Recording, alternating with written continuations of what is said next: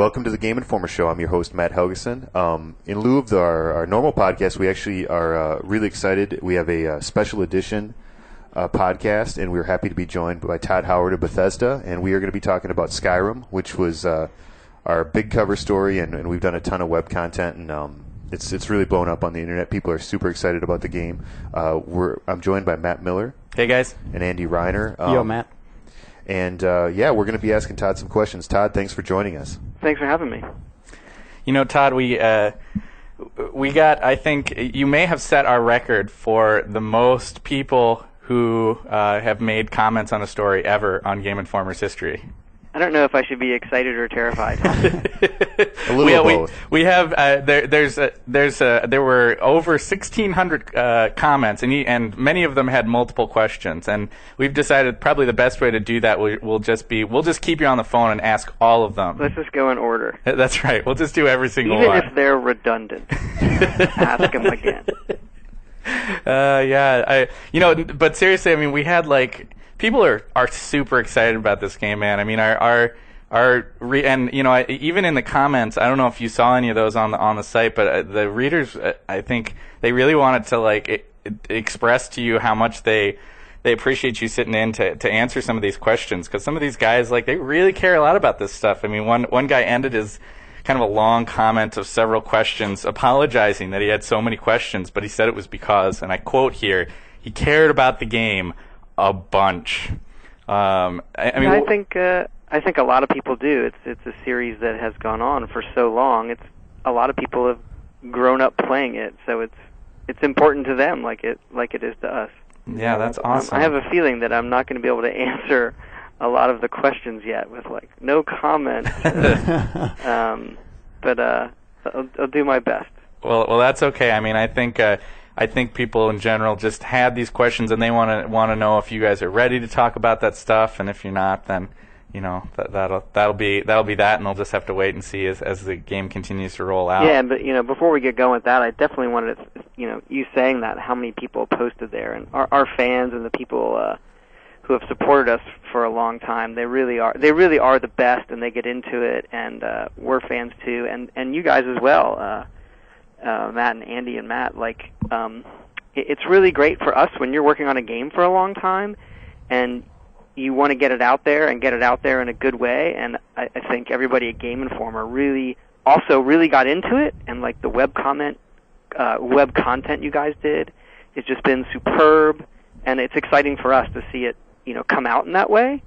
I thought you guys have really done an awesome job with the content. Well, thanks a lot, man. We like you said, we care a lot about the game, and we think you guys are doing great work over there. So it's a joy for us to get to help you kind of roll that stuff out and do some cool content. Cool. Yeah, Todd, I've been communicating with the Bethesda forums, the people there that are Skyrim fans, and they have one question, and it's kind of like a matter of life and death in the forums. It's the big question they wanted answered, and I'll kick off our questions with it. It is, are there going to be spears in the game? Seriously, these people are freaking out about it. There are not spears in the classic spear sense. I'm sorry. Ooh. Yeah, I know. We're off to a bad start. There currently are not. Well, that does lead in though a little bit. A lot of the questions on the wider about the kind of wider experience of the game.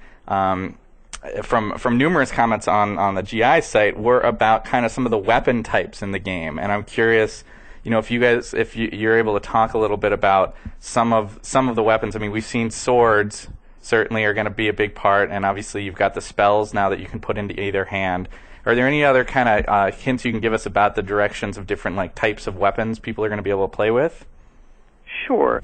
The main thing that I can say, and I see a lot of those comments, are they go back to, we had X weapon types in Daggerfall, then X weapon types in Morrowind. Oblivion has its own, and Skyrim has its own. And anytime there's something that we stop doing, whether that's spears, having a skill for that, or crossbows and things like that, we tend to, each time, start over. And we want to find weapon types with this game that really yield gameplay. So those skills are separate. There's a two-handed weapon skill, There's a one-handed weapon skill. There's an archery skill. And then there's all the magic stuff. But we'll just deal with basic combat. Two-handed skill, one-handed skill, and archery. Because those really are play styles. I'm going to use a one-handed weapon and then either cast magic with my other hand or use a shield, or I'm going to use a two-handed weapon where it's going to fill both those slots, obviously, two-handed. And within each of those skills, and this is another thing, the thing has gotten confused when people hear there are perks. They'll say, well, there are perks like Fallout. Well, there are perks, but they're not like Fallout in that each skill has its own perk tree. So take one-handed, for instance. And the idea is you have a one-handed skill, and then you can perk that. There's like a skill tree underneath one-handed. And within that, there are separate perk areas for maces, and then axes, and then swords.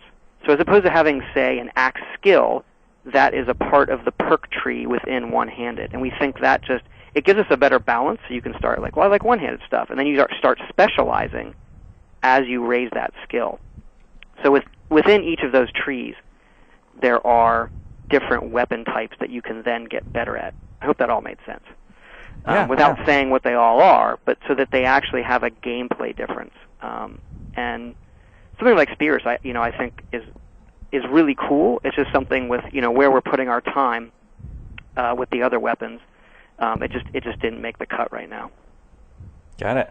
That was a very long answer to that question. No, I know, but that's cool. I mean, it's good to hear you kind of elaborate a little bit more on the way that those perk systems works, because there's definitely people who are curious in all sorts of directions about like not just what's different between Oblivion and Skyrim, but what's changed between Fallout and Skyrim. And I know you talked to me before about the idea that like in a lot of ways Skyrim's almost like a sequel to both of them, right?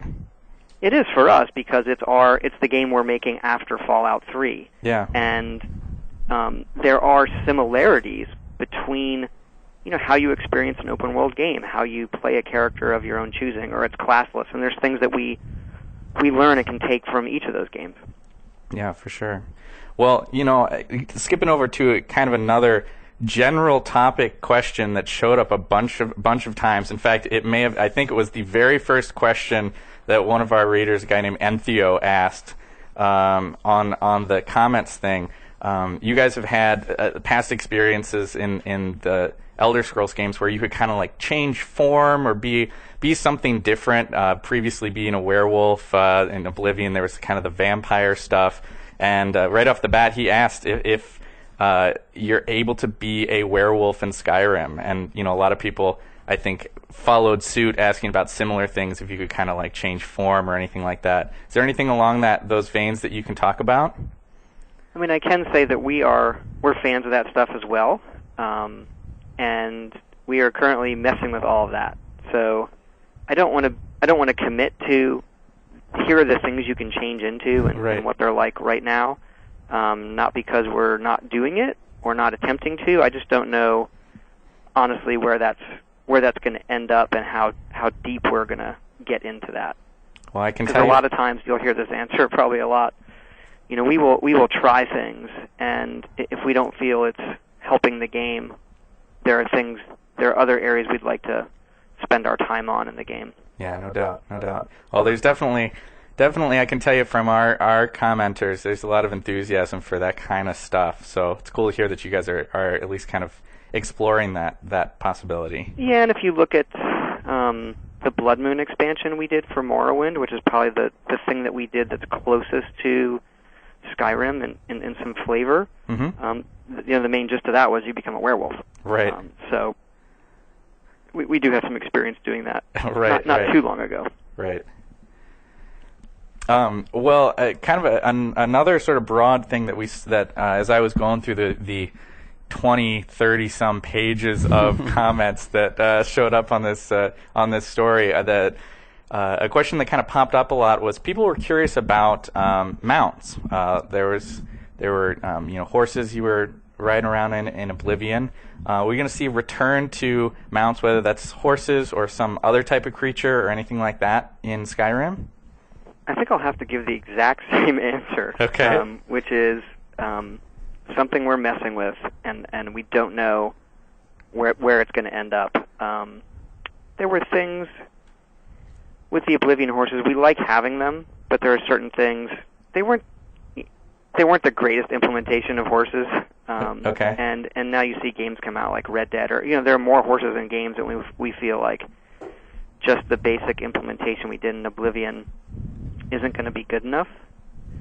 So we are currently attempting things with that, and I don't know where it's going to end up. Sure. I mean, when you were looking at the Oblivion mounts, what were the things that stood out as being kind of problems for you that you wouldn't put into Skyrim unless you could fix?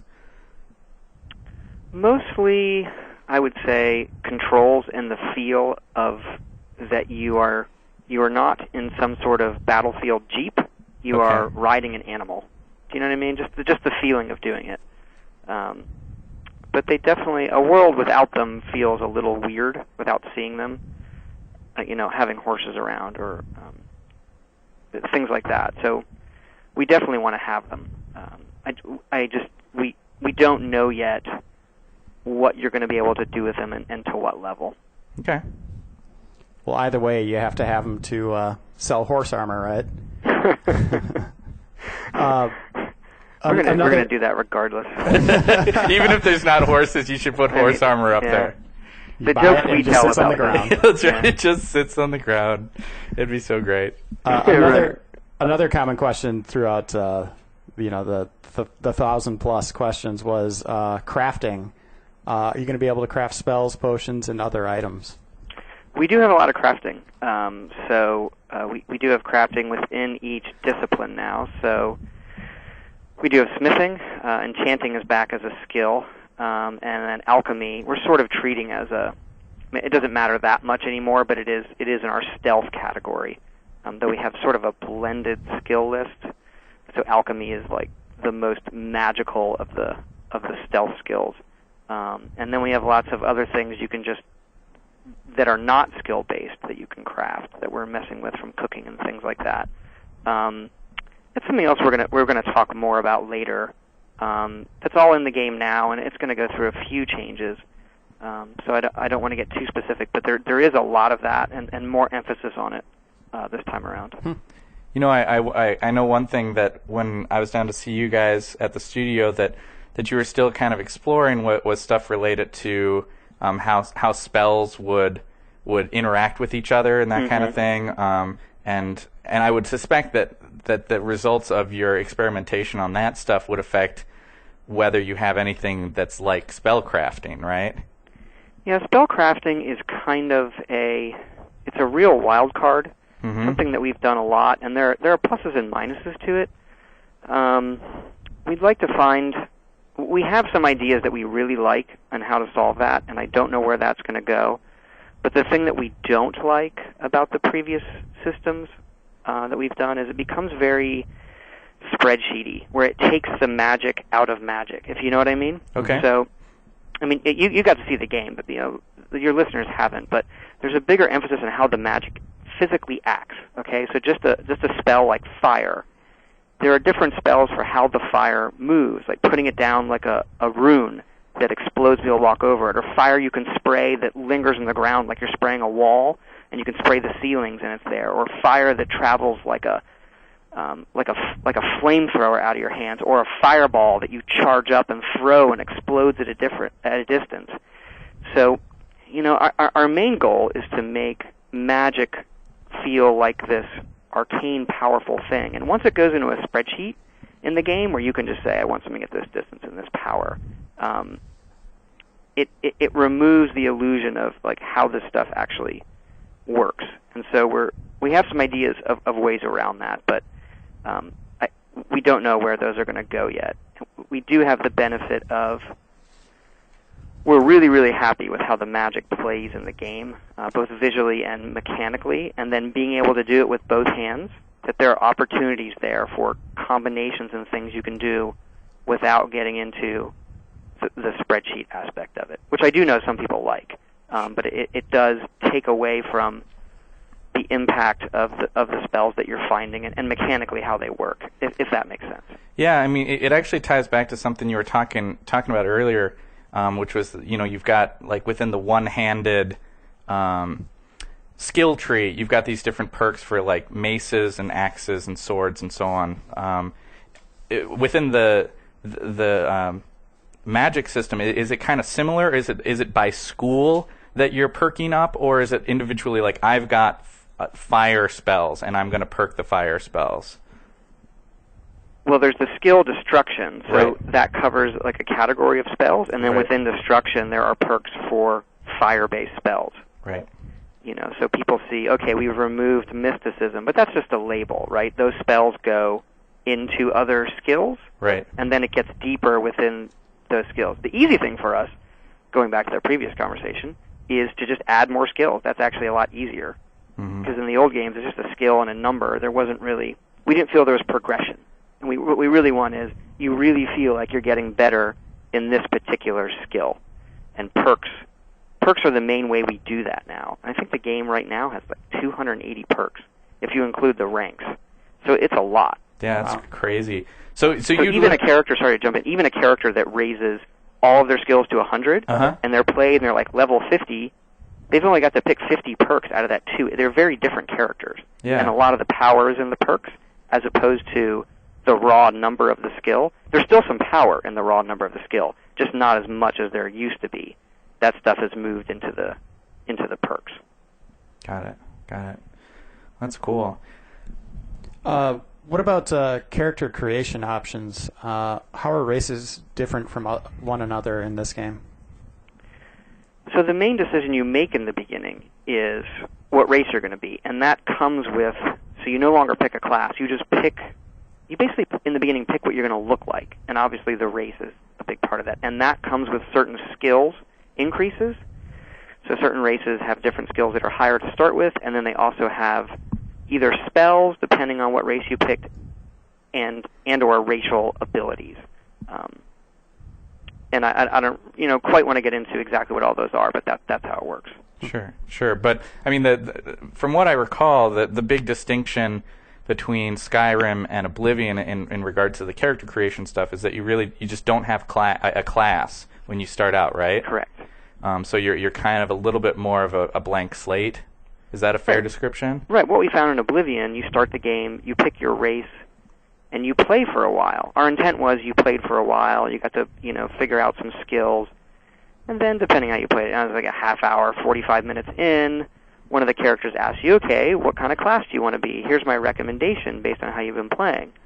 And sort of our thought process was, what if that guy never asked that? I was perfectly happy right before then. I was just playing the game and skills were going up, and so we just got rid of that. You just play, and your skills go up as you play, and the higher your skill, the more it affects your leveling.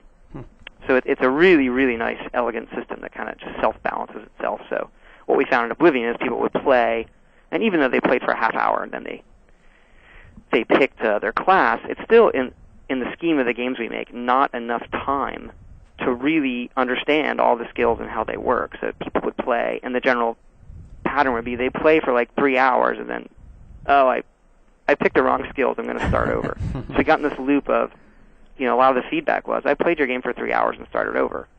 And they weren't necessarily upset about that, but to us, who, someone is making a game, you're like, is there a way we can solve that? Is there a better way of doing it? And we think this is it. Yeah.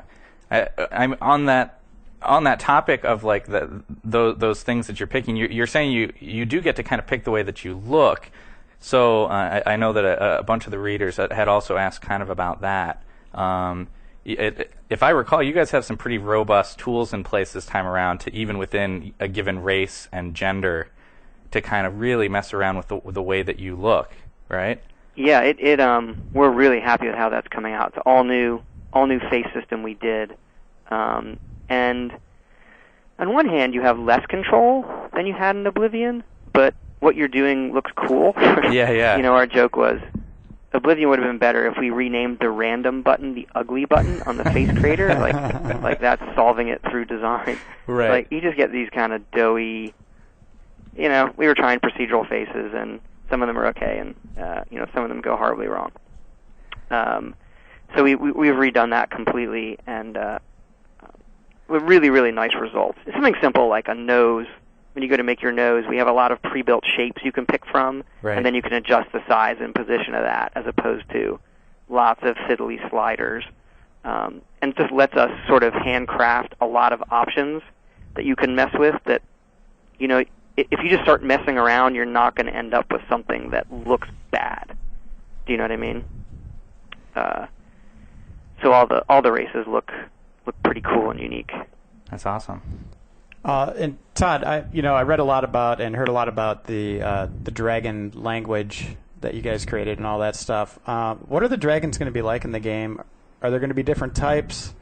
Are they going to be kind of the hardest enemy that you fight? Will you be able to ride them at some point? Let's see, in order. There are. What are the dragons like? Is the first question, and it's kind of been a common question throughout the comments we got. That's a very, very general question, but I can tell you what we're going for is that if you're a fan of fantasy, you see a lot with dragons, and they've been a part of classic fantasy that we've never done. There was one that appeared in Redguard, but it wasn't done to the level that we would really want to see. And so we wanted to do them in a way that they were part of the world and put them on screen and fight them in a way that you conjure up in your head when you read fantasy that you haven't really seen in a game. And that's what we're trying to pull off, that they are these fierce beasts that they do become kind of boss fights, like a mix between a Big Daddy and a helicopter in Half-Life 2. And these things that you see coming, you're like, oh no. And so they are really difficult. Are they kind of are they the big bads in this game? Are they they're your main enemies that you fear the most? They're the main. Oh, sorry, go ahead, Runner. Are they the enemies you end up fearing the most when they fly down from the sky or whatever? That's the intent. Oh yeah. And we had a lot of backup plans for them when we were developing the game, because when you deal with a creature that big and its AI and how powerful it is, how much can it fly? Can it land? Will it be able to do this? And we made a little team of people to work on dragons and put some of our best people on it, and they worked on it for 2 years, and Wow. and they really came out like we got to go past the list we had and then more. And we're just ecstatic with how they came out. They can dive bomb and breathe fire down a street. They can get on the ground and march around now. They can pretty much go anywhere, so we can call them and do random encounters with them. And when they come, they generally now in the game just work. We can throw multiples of them in a scene, and they just you can. When I get bored with the game, I just summon dragons and watch them terrorize the town. It's just it's always cool. There are multiple types of them. As far as riding them, I would not expect that. It's not something I see happening. It's kind of not how we're approaching them. First of all. Well, you could do that with the DLC, the How to Train Your Dragon. Yeah. They're not from everything you've told me about these guys. They're not exactly the friendliest sort. No. So No. Jumping up on one's back might not get the best results. No. Well, let me jump over for a sec. Another theme that kind of we're going through, as you can tell, some of the wider themes that showed up in a bunch of questions, and then maybe we'll have time for a few individual questions. But one thing that a bunch of people asked about was companion characters. That was a really fun and really cool part in Fallout, and I think folks are curious if you guys are approaching that in a similar way here in Skyrim, or kind of what's going on with that. We are approaching it in a different way. I would not expect the deep personalities and uniqueness with a low number of companions. We are aiming for a much, much higher number and of companions that you could hire, or they become your friends and they come with you. It's something we're messing with, and we'll probably talk about more later, but the general direction is to make it a bit more dynamic and have more people that you could decide to bring with you. And in that, we sacrifice them having, because we have a larger number, we sacrificed them having a lot of depth or personalities or individual stories. And there still will be some like that, but that's kind of the direction we're headed right now. Sure. We don't know the exact number of NPCs in the world that could become your companion, but we're hoping it's a big number. Well, and your Radiant story system, I would suspect, lets you do all sorts of interesting stuff with exactly. With Actually, we were playing the game a few months back where anybody could become your companion. Oh yeah. And I don't think we're going to do that after playing it. But with the Radiant story and the tools we have right now, we can pretty much do what we want. We just want to find the right balance so it plays nice and the player isn't confused or gets somebody to be their companion and takes them to a dungeon and it was just, oh, that was a worthless experience. Do you know what I mean? So, yeah. Yeah.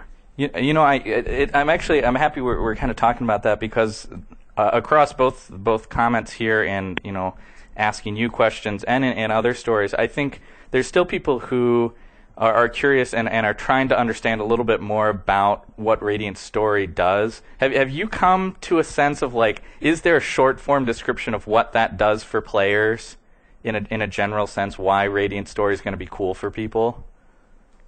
And the main thing that we want to be careful with Radiant Story is to not oversell it. Yeah. It's a tool that we use to make quests, and we started the game by making them all very, very random/dynamic, and you do see the holes in that. It doesn't tell, despite its name, Radiant Story, it doesn't tell a good story.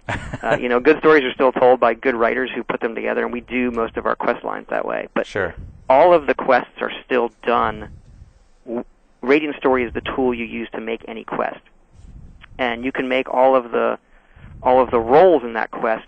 You can handcraft all those roles, or you can take any part of the quest and conditionalize it. So what it allows us to do is to take parts of a quest or an activity and conditionalize it without having to hand script conditions. One of the examples that we've been using to sort of crystallize it for people is a common quest we would do in a game is you come to town and there's a guy who has a child that's been kidnapped and they're in a dungeon nearby. Well, with Radiant Story, what we can do is just write that as a quest template, fill out the roles saying it's a guy in town who likes you, who has a child, and then the role for the location is a dungeon that fits this. And we can pick a dungeon that you haven't been to for some reason that's nearby. We don't know why you haven't been to it, but you haven't been there. So you walk into town, and the game just says, oh, there's a guy in town who likes you. We're going to kidnap his kid who you might have met and put him in this dungeon for some reason you didn't go to, and that dungeon happens to be a higher level dungeon, and so we think you could use a challenge right now, and the reward is going to be this other thing that your character can use. Doing that before is impossible, but we have that opportunity right now, and so we tend to be using it. The more dynamic quests tend to be like little favor things that people ask you to do, not full-blown quests. But if you were to play a quest, it's very hard for you to tell. It's going to seem very handwritten, and you'd really have to compare notes with your friend to figure out the parts that particular quest decided to make dynamic. Because some quests have no dynamic elements, and some quests have more. I hope that makes sense. Yeah. And so we're still finding new things we can do with it every day. It's just a matter of getting that on the screen where the player is having a good experience and not seeing through the whole, oh, this is all just the same random thing over and over again, which we want to avoid. Right. Well, I mean, the takeaway point for me really was that your main story and the plot that you guys are crafting is still done by hand. Absolutely. This is stuff that goes beyond that to make random events feel more personal to your character. Right. Or when we're going to send you to do something, we can tailor that a bit to the things you've done. Yeah. Another question that was asked dozens, maybe even hundreds of times is, will factions be returning? Like a lot of the quests in Oblivion were handled through the different factions, like the Dark, or Fallout and into the Dark Brotherhood kind of stuff. Will we see stuff like that in this game? Yes, absolutely. We're doing factions, and that's definitely something we're going to be talking about later. Not because we don't know, which is something that we've decided to well, that's a good thing to save till later, because talking about so much other stuff right now. Yeah, totally. But I mean, I think there were a lot of people who were just curious if they're in, so they'll be Definitely, reassured yeah. that different than what we've done before. Oh, yeah? And what they are. Okay. But we definitely are having them. Are there some that are returning, or it's all new ones? There are some that are returning, yes. Okay. Coolness. There are a bunch of people who are doubting you about this release date thing, this whole 11/11/11. Are you? How committed are you to this number here? You feel pretty good about it right now? We definitely do, yeah. Yeah, I mean, if you know us, we actually tend not to announce release dates until later in the process. Yeah. When we announced Fallouts, I think it was this summer, maybe E3 time, and we made that date. Mm-hmm. So we're very confident about it. There's still a lot to do in the game, but we wouldn't have announced it if we weren't really confident. I think people are just honestly are just so excited about it. They're like, they want to be able to quite literally mark their calendar of like the day they're going to the game store. So yeah, and it's a great date. You can't forget that. It is pretty great. It's great. Yeah. This is kind of a funny question, but it was asked many times over, and it's kind of interesting too. Why do characters always start in a prison? Or as a prisoner? Or as a prisoner, yeah. Well, it started that way in Arena, and we did it again in Morrowind, then Oblivion. There's a couple reasons for it. One, the first one is it started to become a tradition. Number two, we like this idea that there's a little bit of conflict in the beginning with you being a prisoner, and we never say why. So you immediately, when you start the game, in your head, tell a story of why you're in prison to yourself. And so I kind of like that about it. If you think you're some good guy character, you're like, well, obviously they have the wrong person. I shouldn't be here, and I'm going to do something about it. So that's why it's part tradition and part it lets you in your head tell a quick little story for yourself. Sure. That's cool. Well, I want to hop into a couple of individual questions that I thought were interesting out of the many that I looked through that weren't touched on in some of those more general topics that we just kind of went over. One of the early questions that showed up on I think the first page of our comments was from a guy named Warbuff, and he or she asked about how much they said that they really loved Fallout 3, but they weren't like big Morrowind or Oblivion guys. And in this guy's case, wanted to know what aspects of Skyrim you think are going to appeal to a gamer like him. If there are things you're drawing out from Fallout and from kind of that modern day sensibility that should have him be excited about Skyrim. That's a good question. I mean, if you really, really don't like Oblivion, I'm not sure. I want to swing it to like sell the person, but if you really don't like Oblivion, I don't know that this is suddenly going to switch you over. But I would probably say, I'm kind of thinking here, one of the things that Fallout 3 does well is there's a certain tone of the world, there's a certain uniqueness to it, it has style. Oblivion, for what it is, can be very kind of classic, traditional fantasy. There's not a lot of unique style to the world, okay. or what, you know what I mean? Mm-hmm. Whereas Skyrim, I definitely think, has a unique style. We got better at that, and we push it. Like, what is the culture of these people? So it has its own flavor. It's definitely grittier. It's lower tech. The world's lived in. The ruins feel ancient and thousands of years old. And so we're also careful in Skyrim about the various ages of when was this built? This is this old. This is this old. Where Oblivion can run everything looks like it was built in the same. Every building in this town was built on the same day, like pre-planned amusement park. So I do think there's a more unique and better flavor to the province of Skyrim and the game Skyrim than we had in Oblivion and Cyrodiil. Got it. We actually had another reader who inadvertently, I think, kind of dovetails with that question. I'm sure this guy's somebody who's played Fallout, because he asked if Skyrim's going to have multiple endings, and if like your choices are going to affect those. That was a big part of kind of the Fallout experience. Is that something you guys are interested in exploring in Skyrim? I don't really want to answer the ending of the game question. Yeah, sure. So I'm going to pass on that question. Fair enough. It ends with a werewolf holding a spear riding a dragon. Right. I think we should just assume that that's probably what it's going to be. Please spend money for this DLC. We seriously have like a phone book here of questions. Yeah, we're just looking through. Paging through it. Another thing that showed up a couple times, I'm looking at a particular question from a guy who calls himself Bioshocker.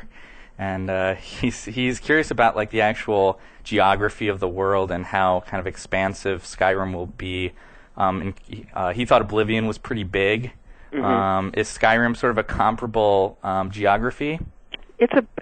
So as far as actual landmass, it's about the size of Oblivion. Okay. It's different in that a lot of it, I don't want to say a lot, there's a good portion of it that is mountainous. Okay. And mountains you just can't walk across, so they kind of inflate your game space. So if you have this large mountain, getting up and through that and around that, and then the dungeons that are on the mountain, they tend to compress.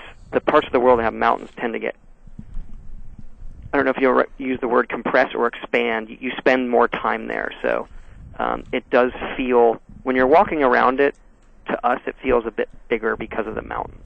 Okay. And we were really pushing to have it not just be this big snowy mountain game, the whole game, so that we do have a lot of different regions. So another thing we pushed, we have, maybe 5 or 6 regions, and they all have a really unique look while still being part of that province, from pine forest to fall forest to tundra and volcanic tundra, and then the mountains with the snow, and then the glacier area and things like that. This is kind of an interesting question. From 10 level, he asks, is there any particular ESRB rating that you guys are aiming for? We never aim for a specific rating. I would be I don't want to say anything then, because I'm sure it'll be M, but we never aim for a specific rating. You are killing a lot of dudes. I would be surprised if we did not get an M. Our assumption is we're getting an M, so we are doing the content that we think is appropriate. Not for an M, we're doing the content that we think is appropriate for Skyrim. Sure. So there is more violence to the combat, just in how it looks. Not like Fallout violence where it gets really over the top. It's more, as much as we're doing, it's more realistic level of violence. Okay. For what it is, with guys and swords and axes and those kinds of things. Okay. Well, we had another reader, a guy named Glo7008, who wanted to know if there is a HUD, and if not, how the health system will work. How are you able to kind of tell how your character's doing, that kind of thing? There is a HUD. I think he's commenting on a line in the article where it says the game is HUDless. It comes and goes as needed. Right. So there is a small compass bar at the top that right now is always there for direction.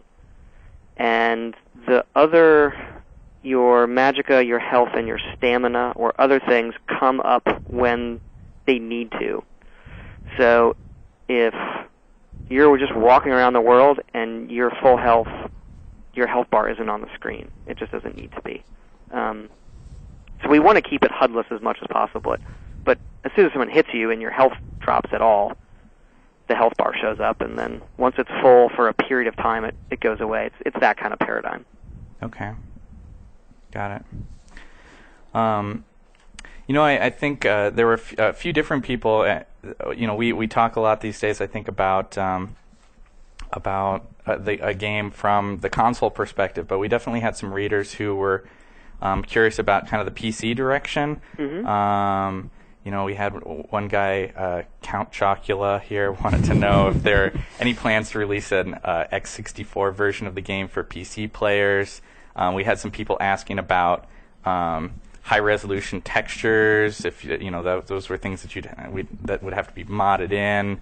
A bunch of people who were just kind of curious in general about the PC experience. Do you guys have like a dedicated group that's working on the PC version? You work on them together? How's that work out? Well, we work on it together, and the main thing for people to know is our background is PC games.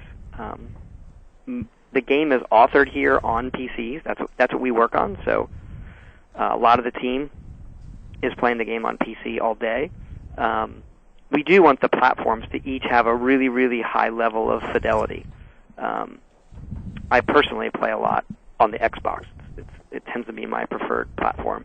We do a lot of graphics development still first on the Xbox just because it's smoother. And a lot of that stuff does go over to the PC.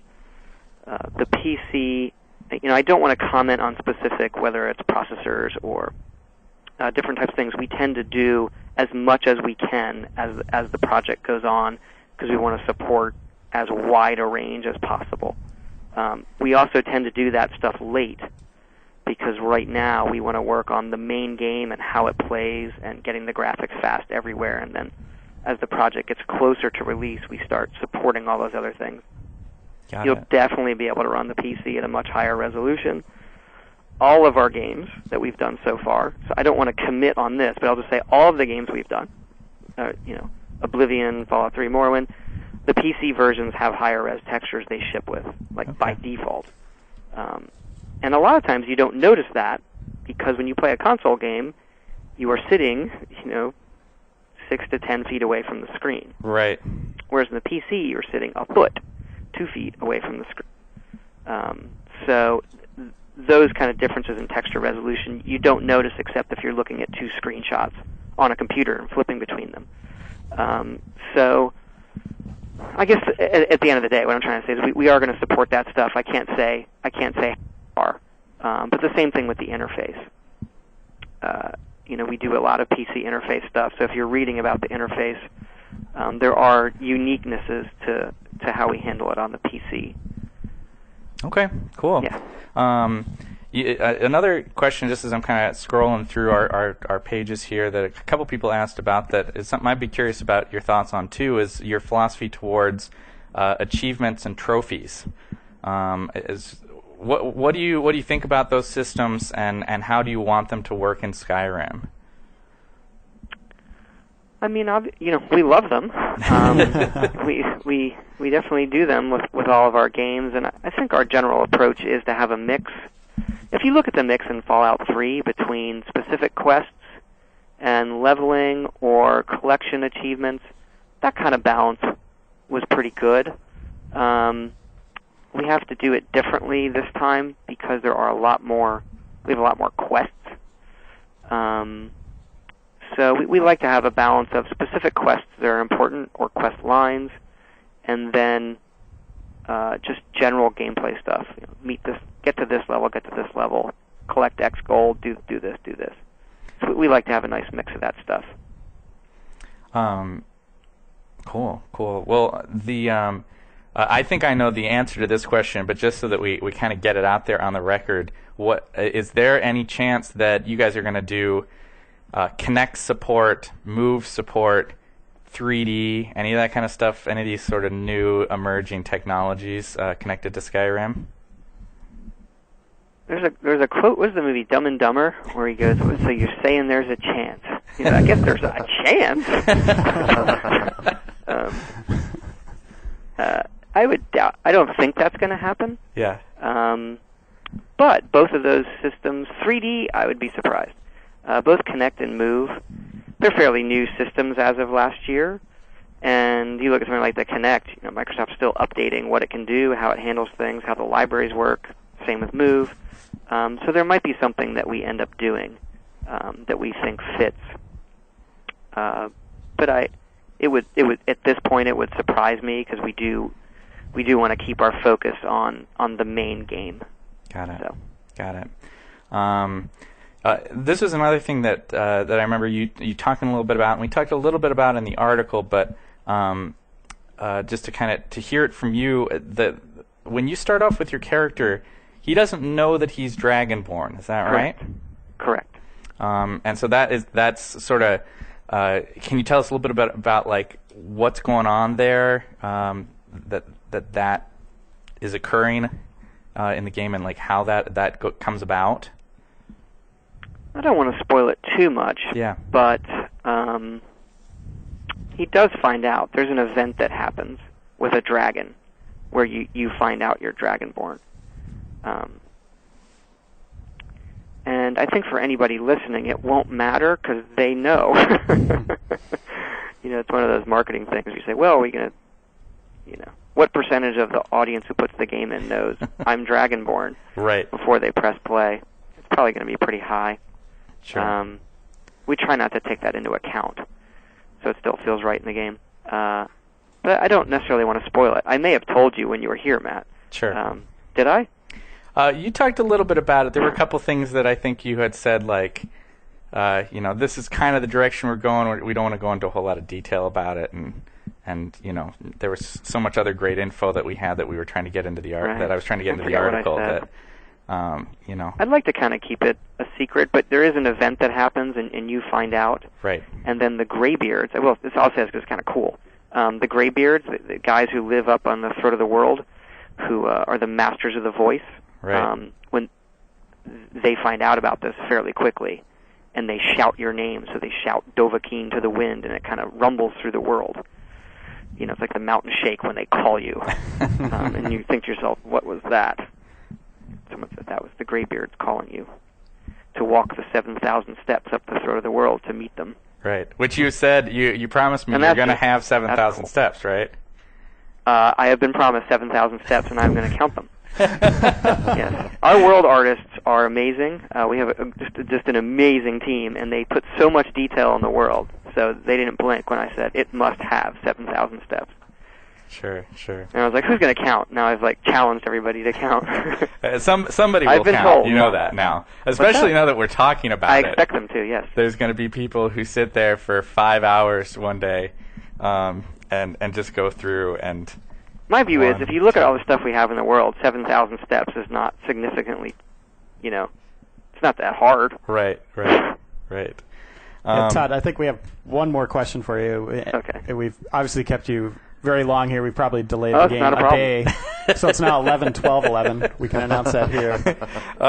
Yeah. There was one more. We're for not picking the ones that people asked. I'm sure we'll get crucified for a few days coming up here. But one other thing that people were kind of curious about that I did want to have you kind of clarify for them in case we didn't make a good case for it in the article or anything like that, was to explain how kind of the leveling system works, and particularly in relation to like the maximum level, and what your philosophy is towards that.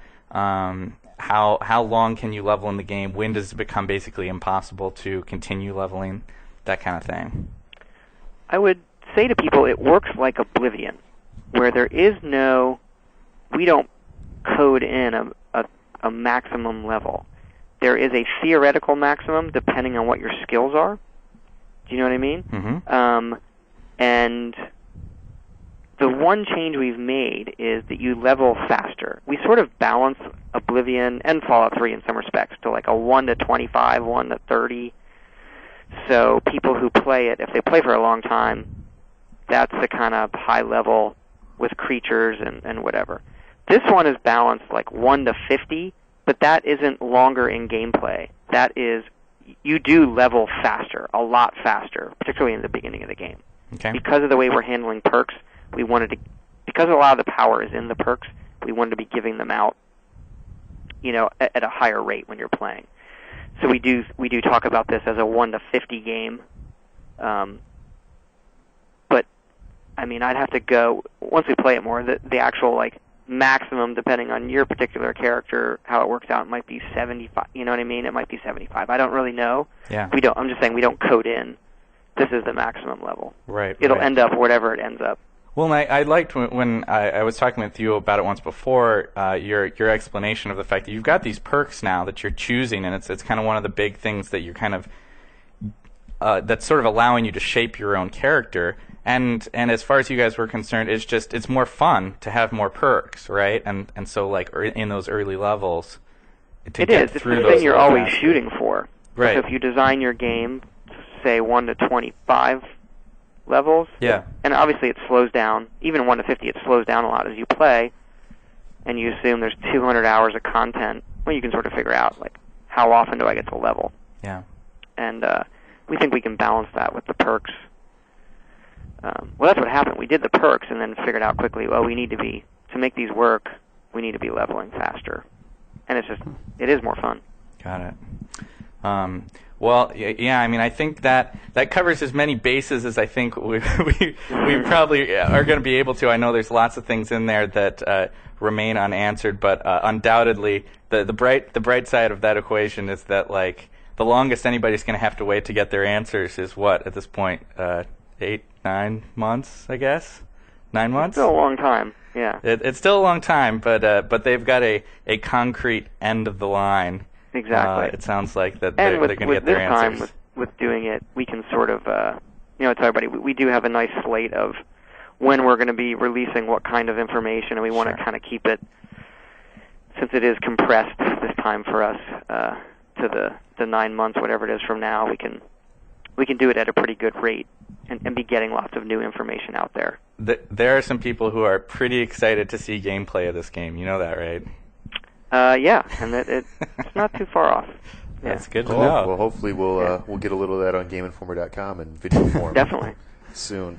Well, thanks a lot, Todd. We really appreciate guys. your time and everything that you guys have done for us in terms of all our web content, and people have really enjoyed it. The hits have been through the roof. So, thanks again. Yeah, thanks that you've done for us. Honestly, it's you always want your game shown in the best light and go through a great filter, and you guys knocked it out of the park.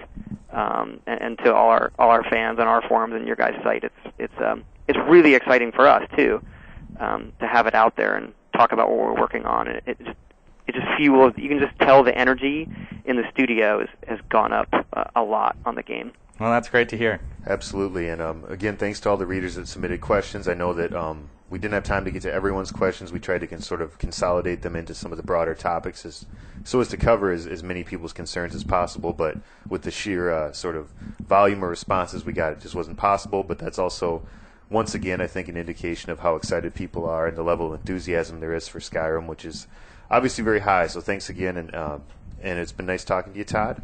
Thanks. We will be back next week with a regular edition of the Game Informer show, and we will see you then.